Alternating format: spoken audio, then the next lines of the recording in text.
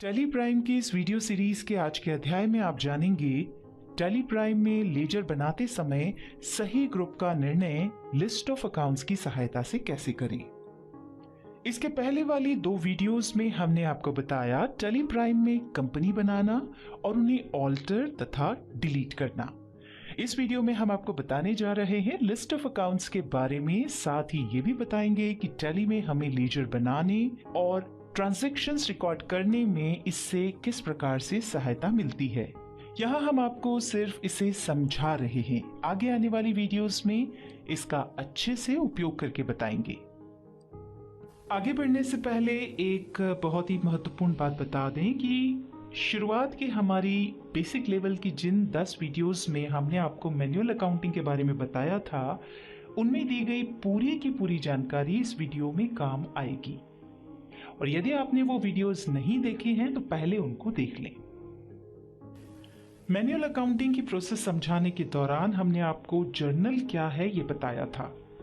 Manual accounting में journal में सभी एंट्रीज एक ही स्थान पर एक के बाद एक कर दी जाती हैं, जबकि टैली ने जर्नल एंट्रीज करने के लिए अलग अलग टाइप के वाउचर्स बना दिए हैं।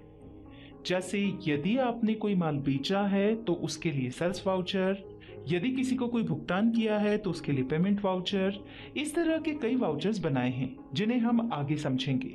इन वाउचर्स की सहायता से आप टैली में अपने ट्रांजैक्शंस रिकॉर्ड कर सकते हैं। कहने का तात्पर्य यह है कि मैनुअल अकाउंटिंग में जो काम जर्नल में होता है, टैली में वो काम वाउचर्स की सहायता से होता है।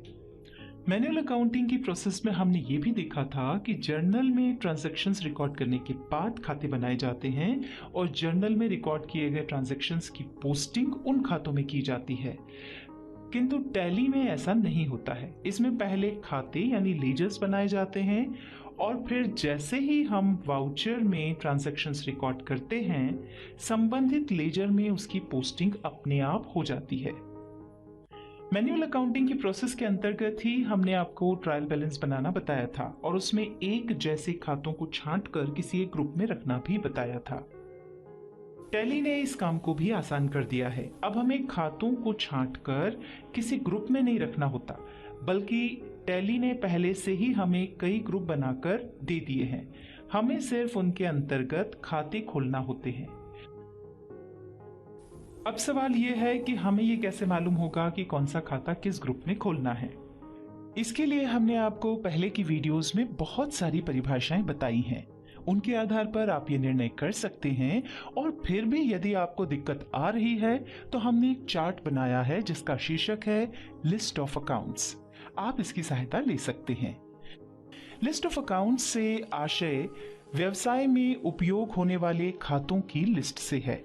जैसा कि आप इस चार्ट में देख रहे हैं, इसमें सबसे पहले कॉलम में नेचर ऑफ अकाउंट है, उसके बाद ग्रुप और सब ग्रुप हैं और आखिरी कॉलम में खातों के नाम या उनके विवरण हैं जो इन ग्रुप या सब ग्रुप के अंतर्गत खोले जाना है।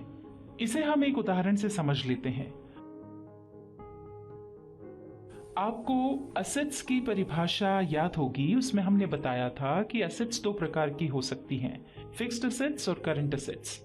अब यहाँ चार्ट में देखिए, ये दोनों दिखाई पड़ रहे हैं और साथ ही टैली ने असेट्स में कुछ ग्रुप और बना दिए हैं, वे भी यहाँ दिखाई पड़ रहे हैं। अब जैसे ही राइट साइड में आगे बढ़ेंगे, देखिए टैली ने हमारी सुविधा के लिए करंट असेट्स के अंतर्गत भी कुछ सब ग्रुप्स बना दिए हैं।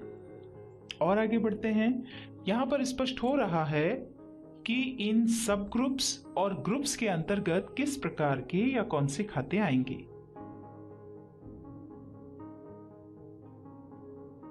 इस चार्ट को आप इस तरह भी देख सकते हैं कि सबसे पहले आपकी आवश्यकता क्या है, वो name of accounts which is covered under these groups में देखें।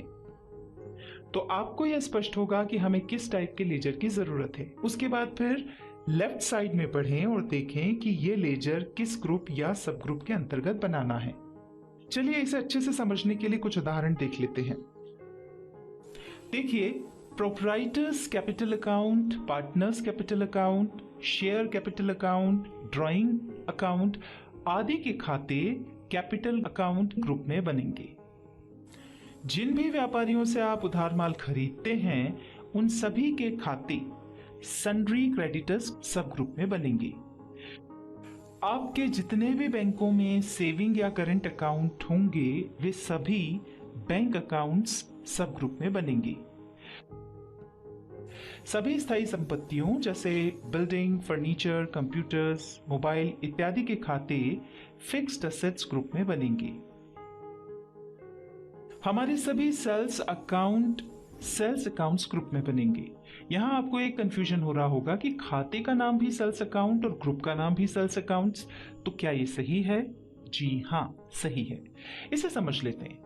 मान लीजिए हमारा बड़ा व्यापार है जिसमें हम इलेक्ट्रॉनिक्स आइटम्स, फर्नीचर और क्लोथ्स रखते हैं और हम इन सभी का हिसाब अलग अलग देखना चाहते हैं। तो हमारे सेल्स अकाउंट के नाम इस तरह हो सकते हैं: electronic sales account, furniture sales account और क्लोथ्स सेल्स अकाउंट। पर ये सभी खाते सेल्स अकाउंट्स ग्रुप के अंतर्गत ही बनेंगे। हमारा व्यापार छोटा है, इसलिए हम इस तरह के अलग अलग खाते ना खोलकर एक ही खाता सेल्स अकाउंट के नाम से बना रहे हैं, जो कि सेल्स अकाउंट ग्रुप के अंतर्गत बनेगा। हमारा ये चार्ट बनाने का उद्देश्य मात्र आपको ये समझाने का प्रयास है कि किस टाइप के खाते किस ग्रुप या सब ग्रुप के अंदर खोले जाते हैं। इनमें आप अपनी आवश्यकता अनुसार परिवर्तन भी कर सकते हैं। अब यहां हमने टाइप ऑफ अकाउंट का कॉलम और जोड़ दिया है, जिसमें हमने खातों के प्रकार बताए हैं। खाते यानी अकाउंट्स कितने प्रकार के होते हैं, ये हमने आपको मैनुअल अकाउंटिंग की प्रोसेस में समझाया था। इससे ये लाभ होगा कि ट्रांजैक्शन रिकॉर्ड करते समय यदि आप कंफ्यूज हो रहे हों कि कौन सा खाता किस प्रकार का है, जैसे पर्सनल, रियल या नॉमिनल, तो ये जानने के लिए आप इस चार्ट की सहायता ले सकते हैं। खाते का प्रकार जानने के बाद आप आसानी से गोल्डन रूल्स ऑफ अकाउंटिंग, जिसके बारे में हमने आपको मैनुअल अकाउंटिंग की प्रोसेस के अंतर्गत समझाया था, उसका उपयोग करके आप ये निर्णय कर पाएंगे कि ट्रांजैक्शंस रिकॉर्ड करते समय कौन सा खाता डेबिट होगा और कौन सा खाता क्रेडिट होगा। इसे हम एक उदाहरण से समझ लेते हैं। मान लीजिए व्यापार का स्वामी 10,000 रुपए नकद पूंजी लाया। अब सबसे पहला सवाल है कि हमें यह देखना है कि इस ट्रांजैक्शन में प्रभावित होने वाले दो खाते कौन से हैं। ट्रांजैक्शन को ध्यान से देखें। यहां नकदी आई है तो ये हुआ एक खाता। अब दूसरा खाता देखते हैं। नकदी कौन लाया है? व्यापार का स्वामी नकदी लाया है। जैसा कि हमने आपको कैपिटल की परिभाषा में बताया था कि जब कोई व्यक्ति अपने व्यापार में कोई संपत्ति या माल या नकदी लाता है तो यह उसकी पूंजी कहलाती है। तो यह हुआ हमारा दूसरा खाता। यानी इस ट्रांजैक्शन से प्रभावित होने वाले दो खाते हैं, नकदी यानी कैश और पूंजी यानी कैपिटल। अब दूसरा सवाल है कि ये खाते किस प्रकार के हैं। अब यहां चार्ट में देखिए, नकदी का खाता रियल अकाउंट है और पूंजी का खाता पर्सनल अकाउंट। अब तीसरा सवाल है कौन सा खाता डेबिट होगा और कौन सा क्रेडिट। तो ये यहां पर हम गोल्डन रूल्स ऑफ अकाउंटिंग के हिसाब से देखें तो पर्सनल अकाउंट के अंतर्गत पूंजी आई यानी प्राप्त हुई तो हमें देने वाला हुआ कैपिटल अकाउंट। और गोल्डन रूल्स ऑफ अकाउंटिंग के आधार पर इसका नियम है देने वाले को क्रेडिट करो, मतलब कैपिटल अकाउंट क्रेडिट होगा। अब हम देखते हैं दूसरा खाता जो रियल अकाउंट के अंतर्गत कैश का है। उस पर भी गोल्डन रूल्स ऑफ अकाउंटिंग के क्या नियम है ये देख लेते हैं। इसके अनुसार जो वस्तु व्यापार में आए उसे डेबिट करो। चूंकि कैश व्यापार में आया है इसलिए कैश अकाउंट डेबिट होगा। जब आप निर्णय कर चुके हो कि कौन सा खाता डेबिट होगा और कौन सा क्रेडिट, तो इसे कंफर्म करने का एक तरीका और भी है, वो भी हम आपको बता देते हैं। यहां हमने इंक्रीज और डिक्रीज के दो कॉलम्स और जोड़ दिए हैं। इसकी सहायता से भी आप ये जान सकते हैं कि खाते के नेचर के हिसाब से संबंधित खाते के अमाउंट के इंक्रीज या डिक्रीज होने की स्थिति में उस खाते को डेबिट करेंगे या क्रेडिट करेंगे। हमने आपको समझाने के लिए जो उदाहरण बताया था उसमें व्यापार का स्वामी 10,000 रुपए नकद पूंजी लाया। इसमें हम देख रहे हैं कि हमारी बुक्स में पूंजी बढ़ेगी और नकदी आई है तो कैश भी बढ़ेगा। चलिए इंक्रीज या डिक्रीज कॉलम्स की सहायता से इसे समझ लेते हैं। जैसा कि आप देख रहे हैं कि कैपिटल अकाउंट लायबिलिटीज के अंदर आता है और यदि कैपिटल आई है मतलब इंक्रीज हुई तो यहां कैपिटल अकाउंट क्रेडिट होगा। अब कैश को भी समझ लेते हैं। कैश अकाउंट एसेट्स के अंतर्गत आता है और कैश भी इंक्रीज हुआ है, तो यहां कैश अकाउंट डेबिट होगा। इस तरह से हमने कंफर्म किया कि कौन सा खाता डेबिट होगा और कौन सा खाता क्रेडिट होगा।